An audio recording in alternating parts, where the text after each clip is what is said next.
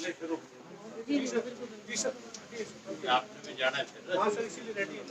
चाय भाई पी नहीं आपने?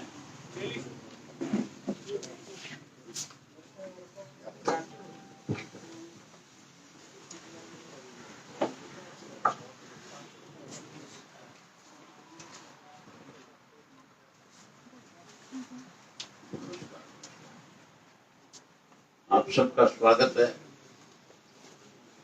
आज विशेष रूप का आपको इसलिए आमंत्रित किया था, पूर्व मेरे विधायक श्री श्याम सिंह राणा जी, जिन्होंने 5 वर्ष तक लगातार भारतीय जनता पार्टी के विधायक के रूप में हरियाणा में काम किया और खास करके किसान वर्ग के लिए इन्होंने जब जब भी कहीं किसान की कोई अनदेखी हुई तो इन्होंने उसके लिए आवाज उठाई। लंबे समय से राजनीति में प्रदेश में अलग अलग पार्टियों में रह करके किसानों की लड़ाई को लड़ने का काम किया और अब जब फिर भारतीय जनता पार्टी की केंद्र की सरकार ने ये 3 अध्यादेश ला करके जो बिल का एक रूप देकर के कानून बना करके किसान को कैसे उसकी जमीन से बेदखल किया जाए, कैसे किसान को और कमजोर बनाया जाए, मजदूर लेबर बनाने का काम किया जाए। जब ये बिल आए थे तो उसका इन्होंने अपनी तरफ से किसानों के बीच में खड़े होकर के भाजपा की सरकार को इस बात के लिए एहसास करवाया था कि आप गलत फैसला कर रहे हो। लेकिन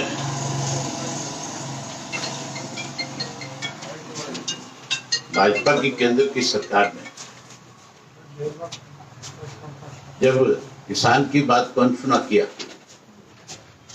तो राणा साहब ने प्रेस कॉन्फ्रेंस बुला करके उसी वक्त इस बात का फैसला ले लिया था कि जो किसान का विरोध करने वाली सरकार है, जो किसान को कमजोर करने वाली सरकार है, जो किसान की भूमि छीनने वाली सरकार है, हम उसको उस सरकार से मैं अपने आप को अलग कर रहा हूँ। और आज क्योंकि Indian National Lok Dal party Chaudhary Devilal ji का लगाया हुआ पौधा है और चौधरी देवीलाल जी ने हमेशा किसान के हित की, किसान कैसे मजबूत हो, गरीब कमजोर आदमी कैसे जमीनी स्तर से ऊपर उठ सके, कैसे उसको राजनीति में उसका हिस्सा मिल सके, उन्होंने हमेशा इस बात को लेकर के लोगों के बीच में रह करके बड़े बड़े पदों को त्याग करके किसान को मजबूत बनाने का काम किया। चौधरी देवराज जी की नीतियों में आज विश्वास व्यक्त करते हुए चौधरी ओम प्रकाश चौटाला जी के नेतृत्व में राणा साहब आज इंडियन नेशनल लोकदल पार्टी को ज्वाइन कर रहे हैं। इनका स्वागत करते हैं, अभिनंदन करते हैं। अकेले नहीं, हजारों साथियों के साथ ज्वाइन कर रहे हैं, लेकिन क्योंकि मजबूरी है, आज कोरोना का काल है और इसमें आप ज्यादा बड़ी संख्या में इकट्ठा नहीं हो सकते। सोशल डिस्टेंस का रखना बहुत जरूरी है। आज इनके साथ हजारों साथियों ने आना था, लेकिन हमने इस कोरोना की वजह से इनसे आग्रह किया कि आप अपने मुख्य जो साथी है उन सबको लेकर के आए। आज भी आपके सामने सारे जो है अलग अलग गांव से जो गांव के मौजूद आदमी हैं वो भी सारे आज इनके साथ इंडियन नेशनल लोकदल पार्टी में अपनी आस्था व्यक्त कर रहे हैं। चौधरी देवीलाल जी के नीतियों को आगे बढ़ाने के लिए आज इंडियन नेशनल लोकदल पार्टी को चौटाला साहब के नेतृत्व में ज्वाइन कर रहे हैं। तो मैं राणा साहब से कहूँगा कि उस समय भी आपको सारी बात आपसे साझा करें। और उसके साथ एक बात जरूर कहना चाहूँगा, बड़ौदा का उपचुनाव है और इस उपचुनाव के अंदर किस तरह से सत्ता में बैठे लोगों ने जो आचार संहिता लागू हो जाती है, उसके बाद कोई भी सरकार ऐसा कोई निर्णय नहीं ले सकती जिसकी वजह से लोगों को प्रभावित किया जा सके।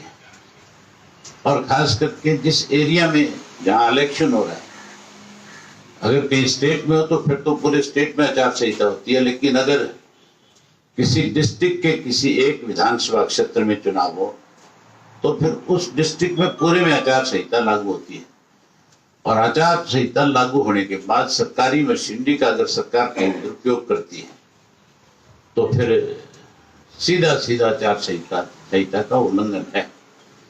एक तरफ तो बारी बारी से आचार संहिता को लेकर के इलेक्शन कमीशन की तरफ से बड़ी बड़ी हिदायतें जारी की जाती है, और दूसरी तरफ सत्ता में बैठे लोग जो है वो किस तरह से इसका उल्लंघन करने का काम है करते हैं। उदाहरण आपके सामने, आचार संहिता लागू होने के बाद चीफ मिनिस्टर अपने काफिले के साथ गुहाना में गए और गुहाना में जाकर के प्रेस कॉन्फ्रेंस करके आए थे। वो भी आचार संहिता का एक बड़ा उल्लंघन है। ये ठीक है कि चीफ मिनिस्टर के साथ सिक्योरिटी जा सकती है, लेकिन चीफ मिनिस्टर सरकारी मशीनरी लेकर के उस विधानसभा क्षेत्र या उस इलाके में नहीं जा सकता जहाँ आचार संहिता लगी हो।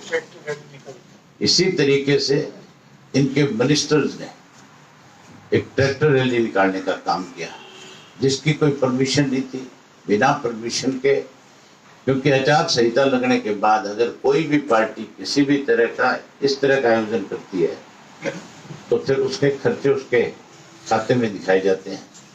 वो भी एक बहुत बड़ा इन्होंने उल्लंघन किया, और उसके बावजूद भी सबसे बड़ी जो आचार संहिता की धज्जियां उड़ाई गई, ये जो 15 इन्होंने जो चेयरमैन बनाए, जिनमें एक चेयरमैन खरखोदा का पवन जो है उसको भी बनाया गया। पूरे सोनीपत डिस्ट्रिक्ट में आचार संहिता लागू है, उसको लाभ का पद दे करके कहीं उसकी कम्युनिटी को, मतदाता को प्रभावित करने के लिए इन्होंने आचार संहिता की धज्जियों को उड़ाने का काम किया। हम अपनी तरफ से लिखित में तो इलेक्शन कमीशन को भेज ही रहे हैं कि सरकार के खिलाफ एक्शन हो, बीजेपी का जो कैंडिडेट है उसका नॉमिनेशन रद्द किया जाए और ऐसे निर्णयों पे प्रतिबंध लगा करके तुरंत उनके खिलाफ सख्त कार्रवाई भी की जाए। इसके साथ साथ इस चुनाव में किस तरह से कांग्रेस पार्टी ने लगातार एक नौटंकी करी, लगातार ये कहते रहे कि हम अपनी टिकट का फैसला 15 तारीख की रात को करेंगे, या 15 को जिस तरह से उसको डॉक्टर नरवाल को ये कहा गया बारी बारी से भी तेरा टिकट का फैसला शाम को होगा, रात तेरे को हम टिकट दे देंगे।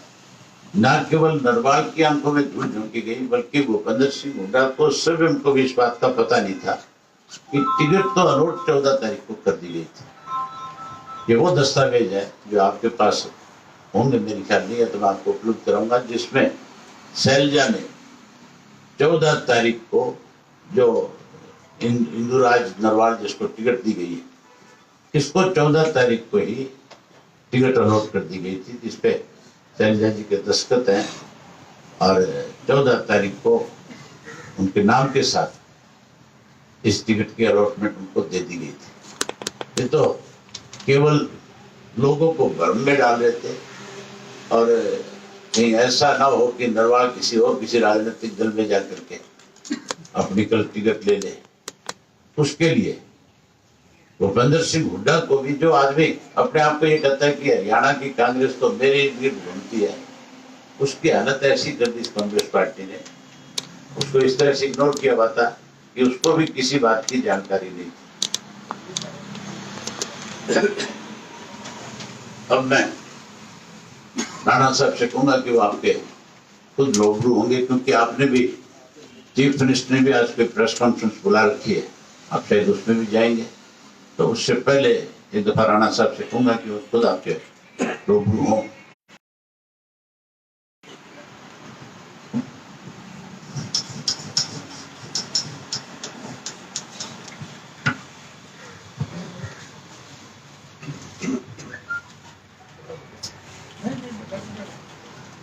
आदरणीय चौधरी ओम प्रकाश चौटाला जी, पूर्व मुख्यमंत्री हरियाणा, आदर के योग भाई अभय सिंह जी, जो विपक्ष के नेता रहे विधानसभा में पिछले उसमें सत्र में, और हमारे साथ काफी मित्रता पारिवारिक है चौधरी देवीलाल जी के समय से, और आज मुझे इस बात की प्रसन्नता है कि मैं चौधरी ओम प्रकाश चौटाला जी के नेतृत्व में लोकदल इंडियन नेशनल लोकदल शामिल हो रहा हूं और ऐसे समय में शामिल होने का जो अवसर है वो आप भी जानते हैं कि प्रदेश में एक बहुत बड़ा किसान आंदोलन और जो अध्यादेश पास किए केंद्र सरकार ने, वो अपने आप में एक समय इनका विरोध कर रही थी ये पार्टी, अब इनका समर्थन कर रही। माननीय प्रधानमंत्री जी मनमोहन सिंह जी जब इस देश में कांग्रेस की सरकार थी, वो इस अध्यादेश को लेके आए और भारतीय जनता पार्टी इसका विरोध करती थी। बहन सुषमा स्वराज विपक्ष की नेता थी, उसने डटकर इसका विरोध किया। लेकिन आज भारतीय जनता पार्टी की दिल्ली में सरकार है, आज इसका वो समर्थन कर रही है और कांग्रेस उसका विरोध कर रही है। लेकिन दोनों नेशनल पार्टियों ने इसका विरोध भी कर दिया, इसका समर्थन भी कर दिया। आज देश में हमें वो बात याद आती है चौधरी देवीलाल जी की, जब लोकसभा के अंदर किसानों के समर्थक बहुत सारे नेता सांसद हुआ करते थे और किसानों की हर समस्या का समाधान करने के लिए लोकसभा में आवाज उठाते थे। आज हम समझते हैं किसानों के समर्थक इंडियन नेशनल लोकदल सरकार डटकर किसानों का समर्थन कर रही है। इसलिए मेरा जो त्याग पत्र था वो इसी बात पे था भी किसानों की मदद होनी चाहिए, जो मिनिमम सपोर्ट प्राइस है वो मिलनी चाहिए। उस कानून में ये कहीं जिक्र नहीं है कि किसान का मिनिमम सपोर्ट प्राइस मिलेगा, उसको तो रामा वाले छोड़ दिया। इसलिए हमारा उससे विरोध है, इन सारे कानूनों से जो किसान के विरोध में पास किए गए। और हम समझते हैं कि चौधरी देवीलाल जी के विचार की पार्टी सारे देश में किसानों के साथ डटकर खड़ी हो और इस बिल का विरोध करके किसानों को मदद करे, हम चाहते हैं। इसीलिए हमारा आज का जो भारतीय जनता पार्टी छोड़कर इंडियन नेशनल लोकदल के अंदर शामिल हुए, यही एक उद्देश्य है, किसानों की, गरीबों की, मजदूरों की हम मदद करें और एक ऐसा संगठन चौधरी ओम प्रकाश चौटाला जी के नेतृत्व में मजबूत हो, सरकार बने और देश की सरकार में भी हम अच्छी तरह से मजबूत होकर यहाँ से जाएं ताकि किसानों की आवाज उठा सके। आप सभी भाई जो मेरे साथ आए, उनका सबका यहाँ पहुँचने पर उनका धन्यवाद। और मैं विश्वास दिलाता हूँ कि हमारा भारतीय जनता पार्टी छोड़ने के बाद इंडियन नेशनल लोकदल को हम मजबूत करेंगे और हरियाणा के अंदर सरकार बनाने का काम करेंगे। धन्यवाद।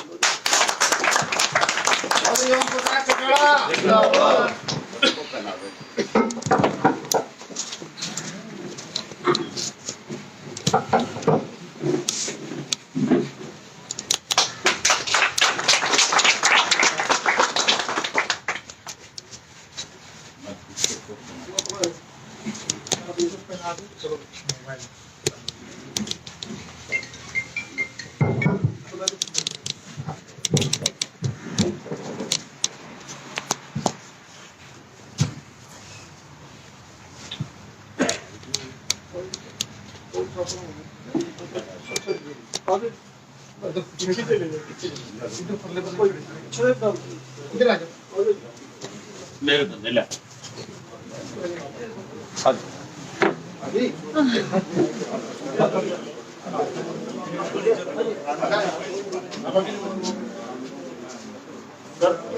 चौटाला साहब, आप बोल दीजिए ना।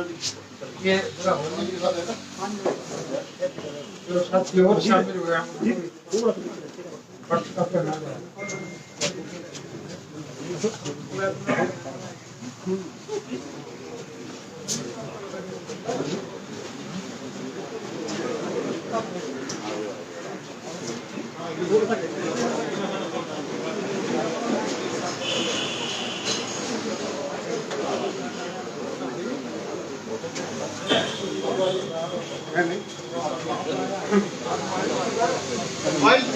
What?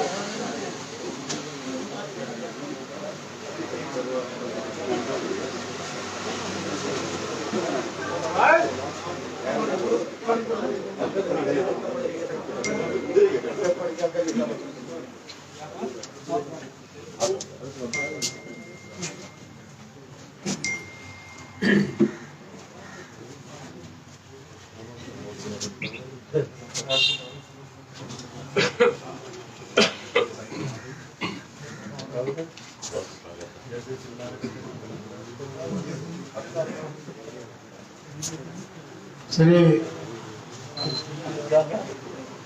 श्याम सिंह की राणा अपने सभी साथियों के साथ इंडियन नेशनल लोकदल पार्टी में जो शामिल हो रहे हैं, मैं अपनी पार्टी की तरफ से और देश के सभी मेहनत कर मेरे वर्ग के लोगों की तरफ से इनका हार्दिक स्वागत करता हूं।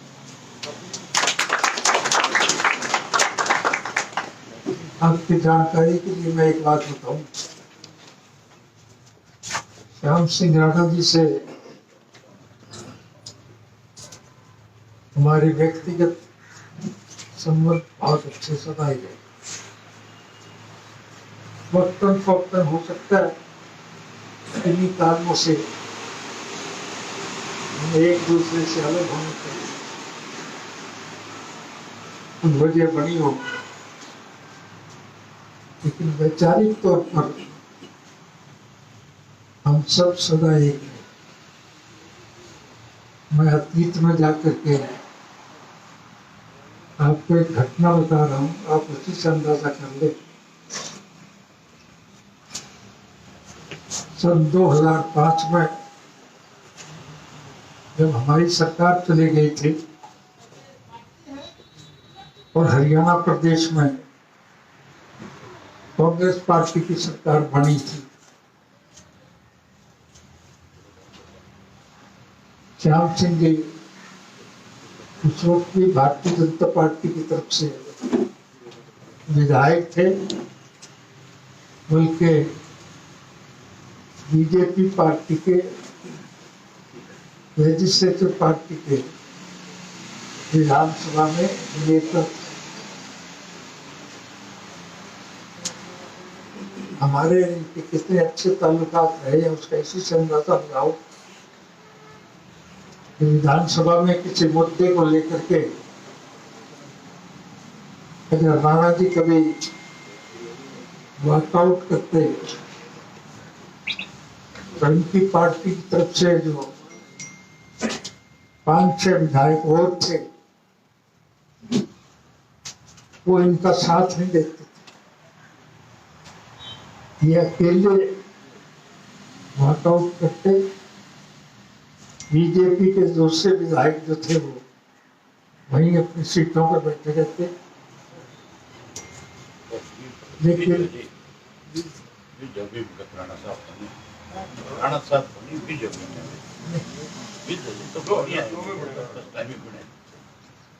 तो जब भी ऐसा अवसर आता था तो उस वक्त भी हम चाहे मुख्तलिफ बेंचों पर बैठे हैं, लेकिन वैचारिक तौर पर अच्छे थे। और मुझे खुशी है कि हम फिर दोबारा आज देश की जो हालत खराब है उस हालत को सुधारने के लिए, संघर्ष में जुड़ने के लिए हम सब फिर करते हैं। इससे ज्यादा अजीब बात क्या होगी कि सत्ता के लोग के लिए लोग सत्ता वाली पार्टी में शामिल होते, लेकिन सत्ता की पार्टी में होते हुए भी जब सत्ता पक्ष को छोड़ करके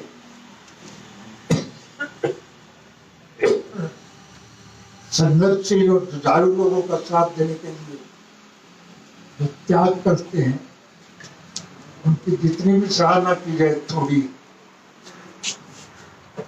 ये सिर्फ हम ही नहीं, समूचे राष्ट्र के मेहनत कश कमेरे वर्ग के लोग राणा जी की इस बात की सराहना करेंगे कि वो संघर्ष में जुटने के लिए सत्ता पक्ष में होते हुए भी सत्ता पक्ष को छोड़ करके देश के लोगों के लिए लड़ाई लड़ने में अगली कतार में खड़ा हुए शामिल हुए हैं, जिनका उनका जितना भी स्वागत किया जाए हमें इस बात की प्रसन्नता है कि इस प्रकार के जुझारू साथी जब संघर्ष में जूझेंगे तो निश्चित रूप से स्वर्गीय चौधरी देवीलाल जी के स्वप्न साकार। इंडियन नेशनल लोकदल पार्टी के लोग आज सत्ता के भूखे नहीं, हमारी एक हार्दिक इच्छा है हम चौधरी देवीलाल जी के स्वप्न साकार करें। स्वर्गीय चौधरी देवीलाल जी की हार्दिक इच्छा थी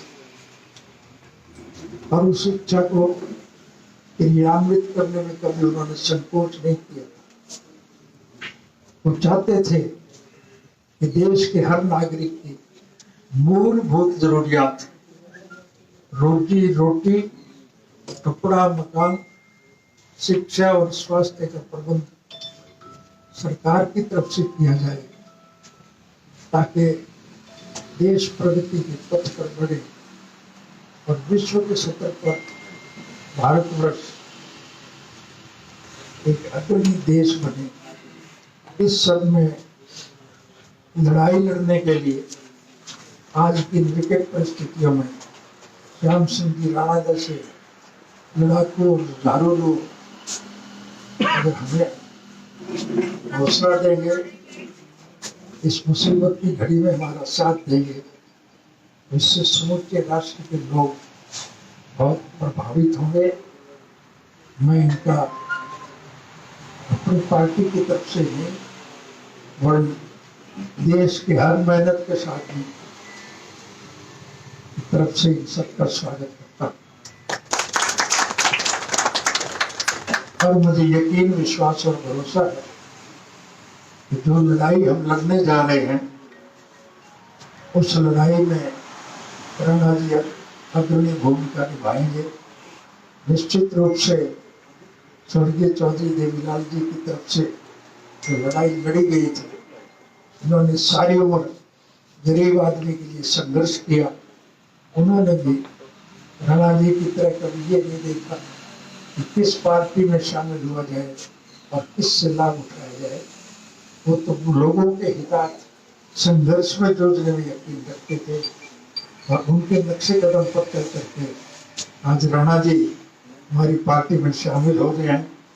मैं उनका स्वागत करता हूं और आप सबको यकीन दिलाना चाहता हूं कि राणा जी के सहयोग और समर्थन से निश्चित रूप से देश में राजनीतिक बदलाव आएगा, कमेरे वर्ग के लोगों के हाथ में सत्ता आएगी और देश प्रगति के पथ पर बढ़ेगा। आज ऐसे मौके पर सत्ता के लोग के लिए तो लोग मन बदला करते, लेकिन सत्ता के खिलाफ और कमेरे वर्ग के लोगों के अधिकारों की लड़ाई के लिए आज लड़ाई लड़ने वाले बहादुर का हर व्यक्ति स्वागत करेगा।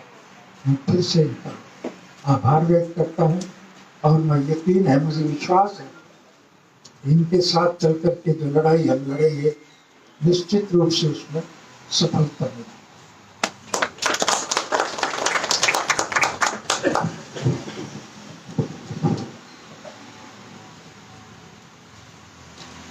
आपने इस तरफ से कोई क्वेश्चन है तो ये बेसिकली क्या मुद्दा रहेगा आपका? बड़ौदा में सरकार तो विकास के मुद्दे पर यहाँ विकास कराएंगे और हमने कराया है, उसके मुद्दे पर भारतीय जनता पार्टी और भाजपा गठबंधन लड़ रहा है, आपकी तरफ से क्या रहेगा? सरकार जो विकास की बात करती है, हालत बीजेपी की आज ऐसी है कि भारतीय जनता पार्टी का कोई मिनिस्टर या कोई पदाधिकारी बिना सुरक्षा के बड़ौदा विधानसभा क्षेत्र के किसी एक गांव में भी नहीं जा सकता। आज तो सैकड़ों सैकड़ों पुलिस के सुरक्षा कर्मचारियों को साथ लेकर के गुपचुप तरीके से कई लोगों के बीच में जाने का प्रयास कर रहे हैं। दो ऐसे लोग हैं इस प्रदेश में जो लोगों के बीच में जाकर के चुनाव लड़ने की बजाय, अपने उम्मीदवारों के पक्ष में प्रचार करने की बजाय गुवाहाटी में जाकर के प्रेस कॉन्फ्रेंस करके वोट मांगते हैं। हमारा प्रदेश का मुख्यमंत्री गुवाहाटी में प्रेस कॉन्फ्रेंस करके इस बात का दावा करके आता है कि मेरा छोटे से छोटा कार्यकर्ता चुनाव जीतेगा, जबकि 54 गांव में एक बार भी नहीं गया, एक गांव में भी नहीं गया। ये हालत चौधरी भूपेंद्र सिंह हुड्डा की है। वो भी गुवाहाटी में प्रेस कॉन्फ्रेंस करते हैं और वहीं से जीत का दावा करके अपने घर वापस चले जाते हैं, हल्के में जाने की हिम्मत नहीं जुटाते। अगर 54 के 54 गांव में कोई गया है तो इंडियन नेशनल लोकदल पार्टी का कार्यकर्ता गया और पार्टी ने मेरी जहां जिम्मेवारी लगाई, मैंने 54 गांव में एक एक व्यक्ति से मिलकर के जहां पार्टी के लिए चुनाव प्रचार किया, वहीं लोगों में एक विश्वास पैदा किया कि केवल इंडियन नेशनल लोकदल पार्टी है जो आम आदमी के साथ खड़ी होकर के उसकी लड़ाई को लड़ सकती है। अभय जी, आप बड़े विश्वास के साथ उस दिन चौटाला साहब ने यही बात कही, मध्यवर्ती चुनाव की बात कर रहे हैं, इसके पीछे कोई मजबूत ग्राउंड आपको समझ में आता है या इसको पॉलिटिकल स्टेटमेंट माना जाए? ये जो प्रदेश के चुनाव ये होने जा रहा है, इस चुनाव में जो भारतीय जनता पार्टी के उम्मीदवार की जमानत जब्त हो तो प्रदेश में साथ के साथ समीकरण बदल जाए। और जो आज हालात हैं, जिस तरह से 2020 चल रहा है, जिस तरह से 2020 में बहुत चौंकाने वाले कई ऐसे काम हुए हैं जो आप और हम सोच भी नहीं सकते। आप सोच सकते थे कोरोना आएगी, अगर कोरोना आ सकती है तो हरियाणा की सरकार भी जा सकती है। इस 2020 में ही सत्ता पलट होगा, भाजपा को, इसको जजपा को सत्ता से बाहर जाना पड़ेगा।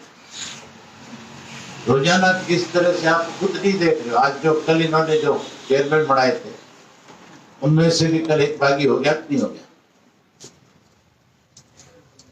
रोज बगावत है, रोज नए नए लोग बगावत कर रहे हैं। इस चुनाव के बाद 100% तब्दीली आएगी। अभय जी, जैसा आपने जिक्र किया अभी कांग्रेस के कैंडिडेट को लेकर, क्या ये आपको लगता है कि जो कलह थी वो कांग्रेस में अब और बढ़ गई है, क्योंकि भूपेंद्र सिंह हुड्डा जी से चाहते उसको टिकट नहीं मिली और जो पेपर जारी हुआ भूपेंद्र सिंह हुड्डा चाहता उसको नहीं, बल्कि भूपेंद्र सिंह हुड्डा को तो इस बात की भड़क भी नहीं थी कि टिकट किसको मिलने जा रही है। भूपेंद्र सिंह हुड्डा तो आप जैसे लोगों को बुला करके कहीं लोगों में भ्रम पैदा कर रहा था कि मैं आज भी कांग्रेस में ताकतवर हूं। लेकिन जिस तरह से 14 तारीख को साइन किए गए, उससे एक साफ संदेश दे दिया प्रदेश में कि हुड्डा का कांग्रेस में कहीं भी कोई बड़ा दखल अंदाज, कोई दखल नहीं। पहले तो जो नई इन्होंने राष्ट्रीय कार्यकारिणी बनाई उसमें हुड्डा को साथ किया, और अब ये 14 तारीख को मोड़ लगा करके तो सीधा सीधा मैसेज दे दिया। आपके जानकारी में आया हुआ सर कि कल जब कुमारी शैलजा से इस बारे में पूछा गया तो उन्होंने ये कहा, अपने बयान की शुरुआत ही ऐसे की, हुड्डा साहब ने बहुत अच्छा नाम सुझाया है हिंदुराज नरवाल का। जो तो इसका मतलब हुड्डा फिर लोगों के यूं ही आंखों में धूल झोंक रहा था, यूं ही बिना मतलब इस बात का वहां पे ठेका ले रहा था कि मैं डॉक्टर कपूर नरवाल को टिकट दूंगा। फिर तो जब नाम पहले सुझा रखा तो फिर नोटंकी करने की क्या जरूरत थी। फिर ये कहने की जरूरत नहीं थी कि हम अभी फैसला 15 तारीख को नहीं। क्या सर इनेलो का कैंडिडेट कितना मजबूत है? बाकी दो कांग्रेस की बात करें, बीजेपी की बात करें, हमारा जो उम्मीदवार है उसने पिछला चुनाव भी बड़ी मजबूती के साथ लड़ा और पिछले 6 वर्ष से एक गांव के व्यक्ति के सुख में शामिल हुआ है। और उसके ऊपर किसी किस्म का कोई छोटा मोटा दाग नहीं है। इंडियन नेशनल लोकदल पार्टी ने हमेशा कार्यकर्ता को ही तवज्जो दिया है, कार्यकर्ता का मान सम्मान बढ़ाया है। आज चौटाला साहब ने फिर से पार्टी के एक निष्ठावान कार्यकर्ता को टिकट देकर के इस बात पे न केवल मोहर लगाई बल्कि पूरे देश में एक संदेश दे दिया कि अगर कार्यकर्ता की कहीं कोई मान सम्मान है तो वो केवल इंडियन नेशनल लोकदल पार्टी में है।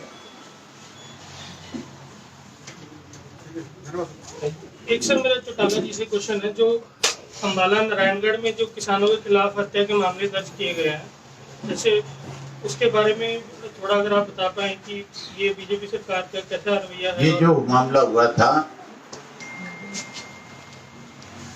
कि कैसे किसान की आवाज को दबाया जाए, जब किसान इनका विरोध कर रहे थे पुलिस वहां पे मौजूद थी।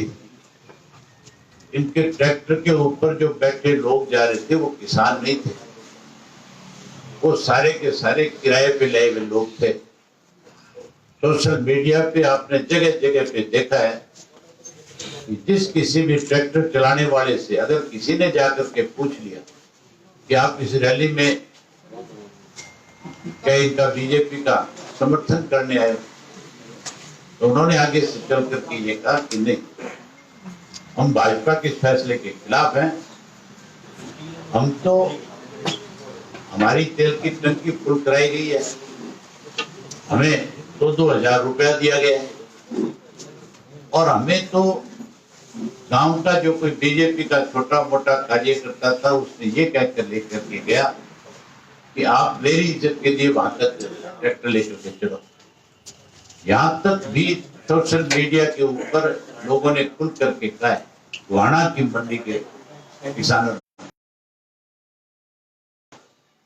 तो डॉक्टर की रिपोर्ट में अब तक ये साफ हो जाना चाहिए था कि किसी चोट लगने की वजह से मरा है, हार्ट फेल होकर के मरा। इसीलिए उस डॉक्टर को ये रिपोर्ट भी जारी, डॉक्टर अपनी रिपोर्ट दे ना सके, इसके लिए मैं आज अखबार में पढ़ रहा था कि उसका बिस्तरा भेज दिया। हार्ट फेल होकर के मरने वाले व्यक्ति का बिस्तरा भेजने की जरूरत नहीं, बिस्तरा तो उसका भेजा जाता है, दे जाते बिस्तरा उस आदमी का भेजा जाता है, या तो पॉइजन से मरे या फिर कोई व्यक्ति को जो है गला दबा करके मारा जाए या किसी व्यक्ति को कोई इंजेक्ट करके किसी चीज से मारा जाए। बिस्तरा इस स्थिति में तो बिस्तरा भेजा ही नहीं जाता, किसी को गोली लगी हो तो बिस्तरा भेजा जाता है। मौत का कारण जो है तो डॉक्टर को उसी टाइम बताना चाहिए, लेकिन क्योंकि सरकार उन किसानों को दबाना चाहती है जो इनका विरोध करते हैं, इसलिए उनके खिलाफ जो है मुकदमे दर्ज कर रहे